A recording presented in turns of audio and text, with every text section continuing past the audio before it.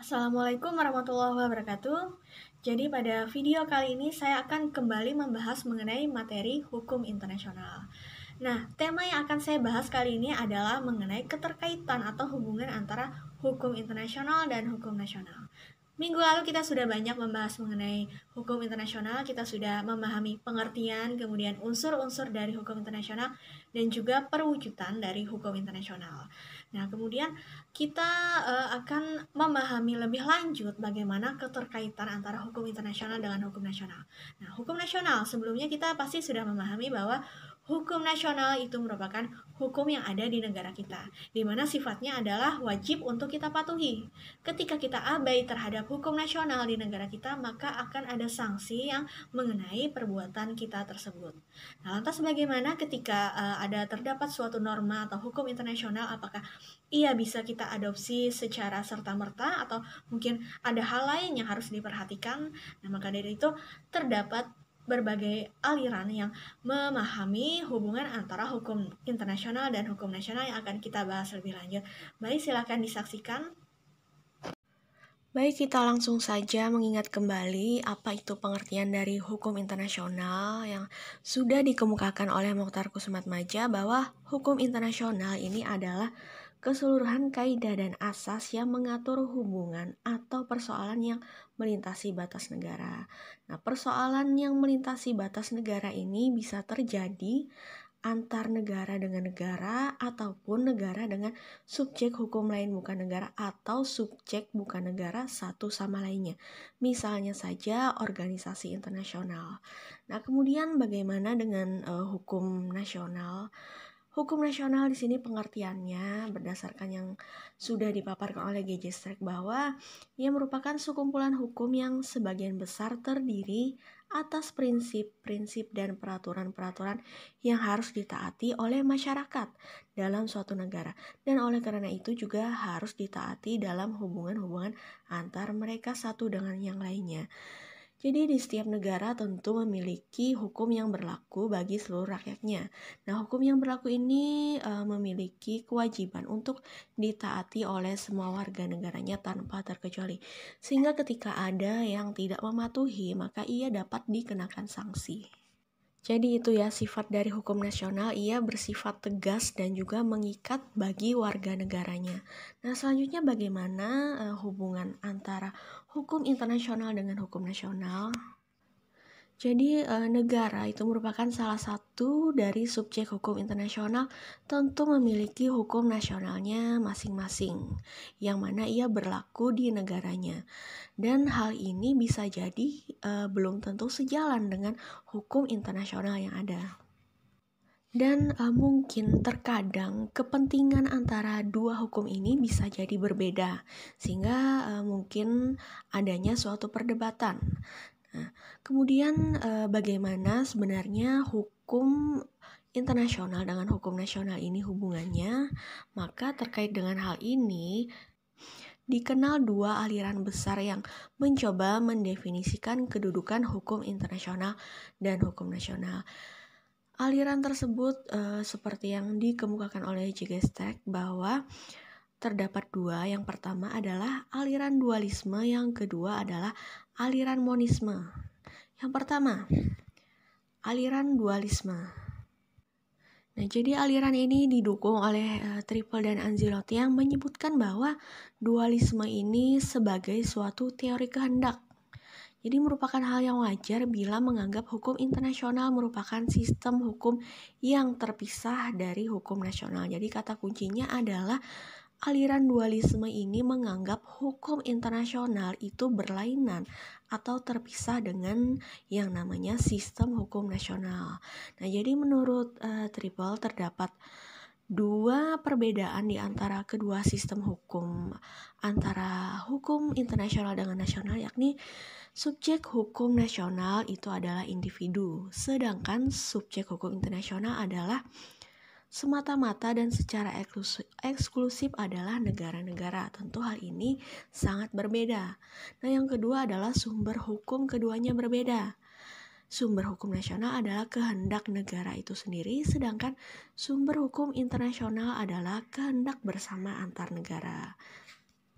Nah, jadi Anzilotti ini membedakan hukum nasional dengan hukum internasional ini berdasarkan prinsip fundamental dengan yang mana masing-masing sistem itu ditentukan.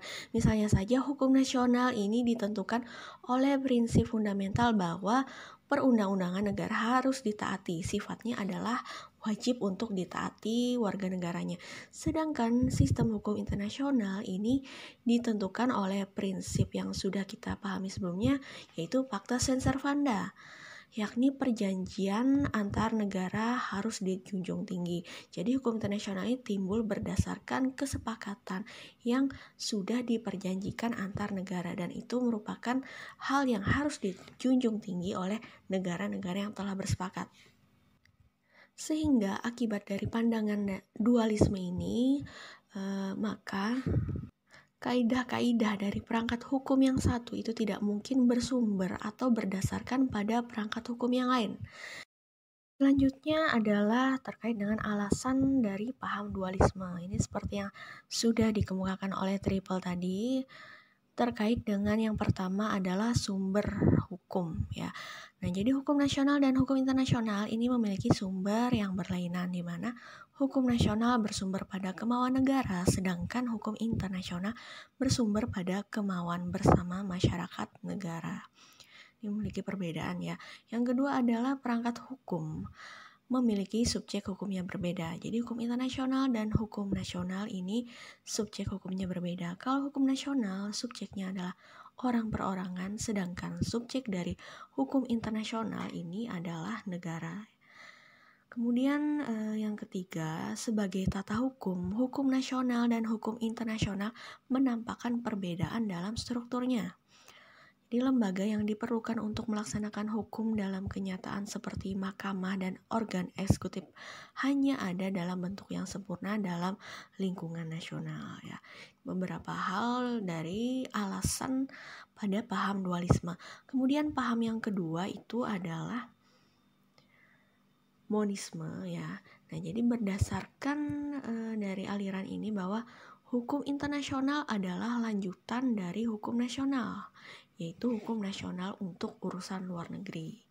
Nah, pada aliran monisme ini dia didasarkan atas pemikiran kesatuan dari seluruh hukum yang mengatur hidup manusia.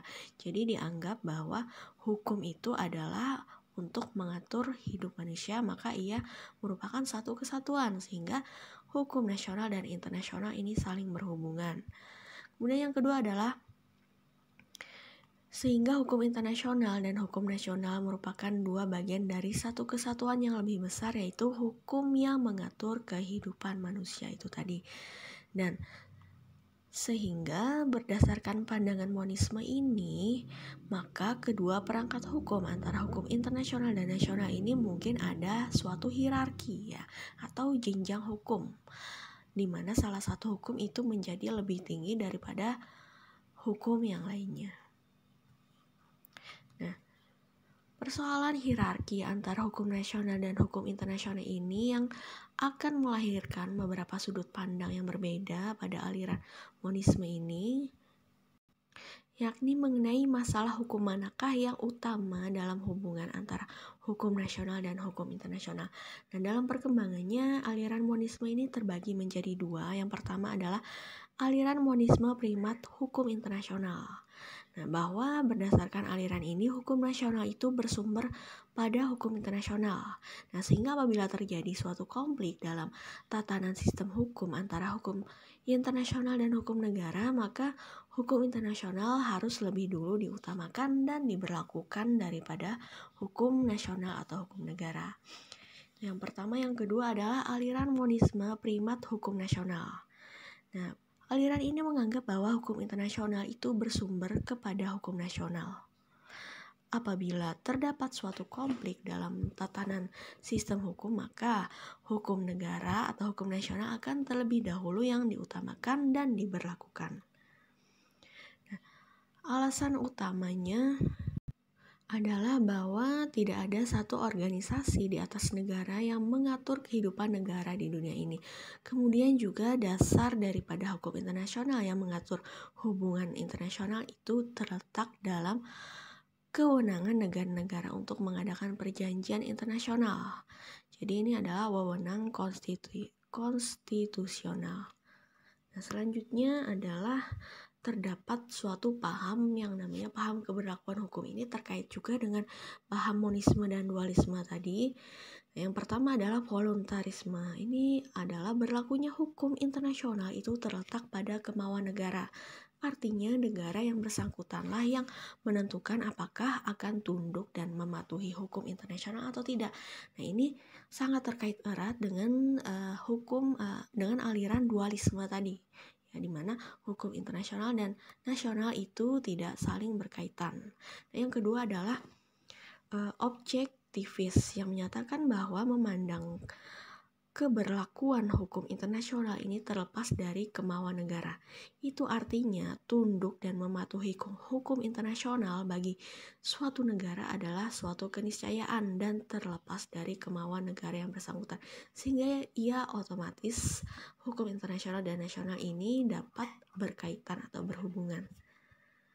Nah, selain teori itu tadi, selain paham voluntarisme objektivis, ada juga teori lainnya. Ini terkait juga dengan hubungan antara hukum internasional dan hukum nasional. Yang pertama adalah teori inkorporasi. Ini melihat bahwa hukum internasional merupakan bagian dari hukum nasional, sehingga perjanjian internasional yang diratifikasi secara otomatis menjadi bagian dari hukum nasional suatu negara, sepanjang tidak bertentangan dengan peraturan hukum nasional dari negara yang bersangkutan. Nah, jadi biasanya ada suatu kaidah pada hukum internasional, kemudian dia akan dibuat di dalam suatu perjanjian internasional oleh negara-negara, misalnya Indonesia yang termasuk di dalamnya. Indonesia dapat berdasarkan kesepakatan dapat meratifikasi perjanjian tersebut. Nah, berdasarkan teori ini, maka perjanjian yang diratifikasi itu secara otomatis menjadi bagian dari hukum nasional. Kemudian yang kedua adalah teori transformasi. Ini dia akan lebih melihat hukum internasional merupakan sistem hukum yang terpisah dari hukum nasional. Sehingga untuk menjadi bagian dari hukum nasional suatu negara, maka harus ditransformasikan ke dalam bentuk peraturan perundang-undangan yang sah dan diakui di negara yang bersangkutan. Sehingga ketika ada perjanjian internasional yang diratifikasi, ia tidak serta-merta menjadi bagian dari hukum nasional, melainkan harus ada transformasi. Nah, ini dilakukan dengan pembentukan peraturan perundang-undangan yang mana ia diakui oleh negara sehingga dapat dipatuhi oleh warga negara tersebut. Nah, jadi itu tadi ya pembahasan mengenai hubungan antara hukum internasional dan hukum nasional. Nah, berdasarkan yang sudah kita pahami bahwa yang pertama tadi menurut teori dualisme bahwa hukum internasional dan hukum nasional ini merupakan sistem hukum yang secara keseluruhan itu berbeda. Hukum internasional dan hukum nasional ini, sistem hukum ini adalah terpisah, tidak saling memiliki hubungan subordinasi. Nah, jadi berlakunya hukum internasional dalam hukum nasional ini memerlukan langkah-langkah lebih lanjut, misalnya mentransformasikan ke dalam bentuk perundang-undangan misalnya. Nah, kemudian untuk yang aliran monisme ini berpendapat bahwa hukum internasional dan hukum nasional ini saling berkaitan satu sama lainnya. Jadi menurut teori monisme tadi bahwa hukum internasional itu adalah lanjutan dari hukum nasional. Jadi dalam rangka pemikiran hukum aliran monisme, maka hukum internasional dan hukum nasional merupakan dua bagian daripada satu kesatuan yang besar, yaitu hukum yang mengatur kehidupan manusia. Nah, sehingga dari pandangan ini bahwa antara dua perangkat hukum internasional dan nasional itu mungkin adanya suatu hierarki. Ya, jadi itu ya yang bisa saya sampaikan, semoga bisa dipahami dengan baik terkait dengan hubungan antara hukum internasional dan hukum nasional. Nah, silakan kalau ada yang ingin ditanyakan bisa kalian sampaikan di kolom komentar atau sampaikan bagi mahasiswa-mahasiswa saya bisa sampaikan di WhatsApp. Terima kasih. Sampai di sini. Wassalamualaikum warahmatullahi wabarakatuh.